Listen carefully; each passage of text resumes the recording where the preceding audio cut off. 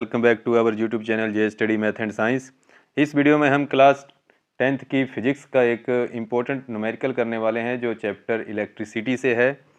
और ये क्वेश्चन जो हैं इस तरह के क्वेश्चंस आपको बहुत ही हेल्पफुल होने वाले हैं एग्ज़ाम्स में। और जो साइंस का पेपर आपका 20 फरवरी को होना है उस पेपर में इस तरह के क्वेश्चन या इस तरह के आप मानिए न्यूमेरिकल जो हैं ये इम्पोर्टेंट हो जाते हैं। इस तरह के न्यूमेरिकल आपको ज़रूर आएंगे। तो इलेक्ट्रिसिटी से बेस्ड ऑन जो न्यूमेरिकल होते हैं बहुत ही इजी होते हैं, खास तौर पे इस तरह के न्यूमेरिकल जो कि सीरीज और पैरेलल पे डिपेंडेड होते हैं, ठीक है ना। तो इक्विवेलेंट रेजिस्टेंस इसमें हमने कैलकुलेट करना है। तो इसमें हमने खास तौर पे ध्यान रखना है कि जब रेजिस्टेंस को हम पैरेलल में लगाते हैं तो कैसे कैलकुलेशन करनी है और जब सीरीज में लगाएंगे तो कैसे करेंगे, तो वो हमें आता है, ये मैं मानकर चलूँगा। और इस क्वेश्चन को अब हम सॉल्व करते हैं। तो देखो, जैसा कि जो हमें क्वेश्चन ये दिया गया है, इस क्वेश्चन में क्या है, जो न्यूमेरिकल है इसमें क्या है कि हमें दिखाई जैसे दे रहा है कि यहाँ पे रेजिस्टेंस बने हुए हैं, ठीक है। रेजिस्टेंस दिए गए हैं, जैसे ये R1 रेजिस्टेंस है, ये R2 रेजिस्टेंस है, इसी तरह से ये R3 रेजिस्टेंस है, ये R4 रेजिस्टेंस है। अगर आप ध्यान से देखोगे ना तो इस सर्किट में हो क्या रहा है कि R1 R2 जो हैं ये पैरेलल हैं एक दूसरे के।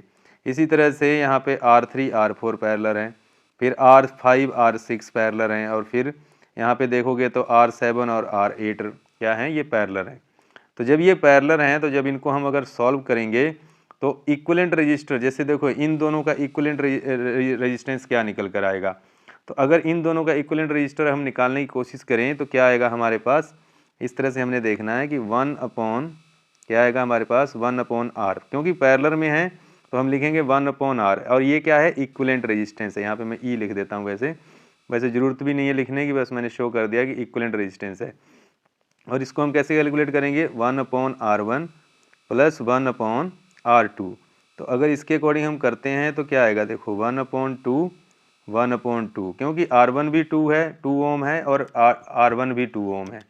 सो इसके अकॉर्डिंग अगर हम देखेंगे तो इसको मैं 1 अपॉन R ही लिख लेता हूँ, ई छोड़ देता हूँ।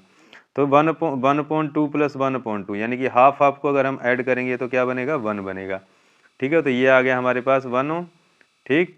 अगर हम इसका रेसिप्रोकल करेंगे और 1 का रेसिप्रोकल करेंगे तो 1 ही रह जाएगा। तो इसका रेसिप्रोकल, दोनों साइड रेसिप्रोकल कर लेते हैं, तो ये कितना आ गया, 1 ओम आ गया।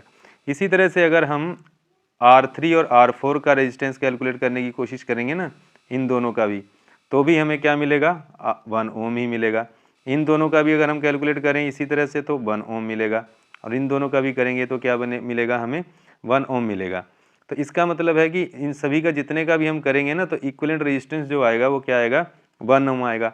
तो इससे क्या होगा कि अब डायग्राम चेंज हो जाएगी।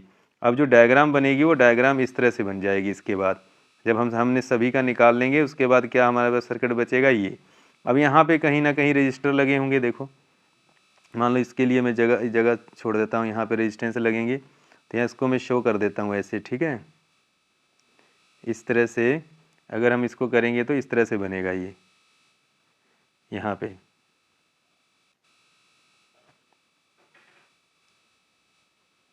तो ये हो जाएगा इस तरह से रेजिस्टेंस, यहाँ पर भी देखो ये रेजिस्टेंस बनेगा, और यहाँ पर ये रेजिस्टेंस बनेगा, और यहाँ पर ये। तो इस तरह से मैंने थोड़ा सा इनको शो कर दिया है।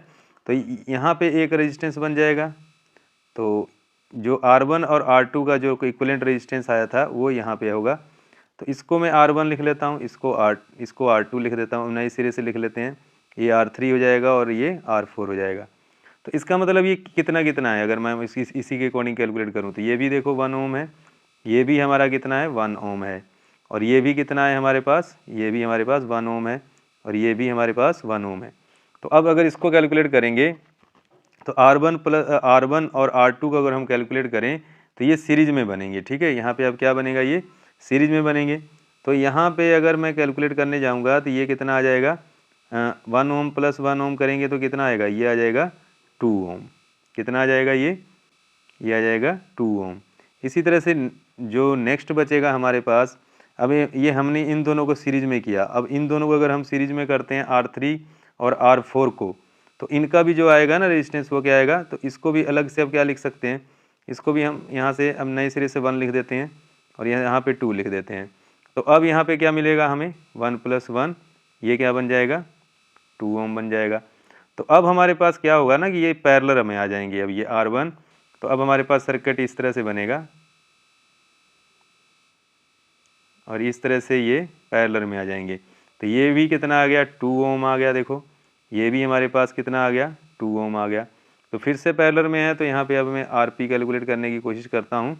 1/RP लिख लेते हैं, तो ये हो जाएगा 1/2 ओम, 1/2 ओम। इसको भी हम सॉल्व करेंगे तो कितना आ जाएगा, 1 ओम आ जाएगा।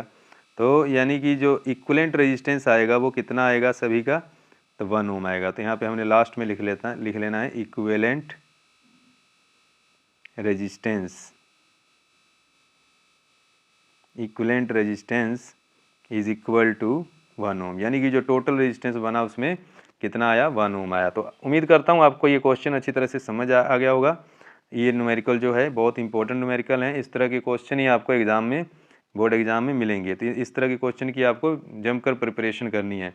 तो चैनल को अगर सब्सक्राइब नहीं किया तो सब्सक्राइब कर लें। इस तरह के और इंटरेस्टिंग क्वेश्चन और जो कि हेल्पफुल होंगे आपके बोर्ड एग्ज़ाम के लिए, आपको मिलते रहेंगे। Thanks for watching the video.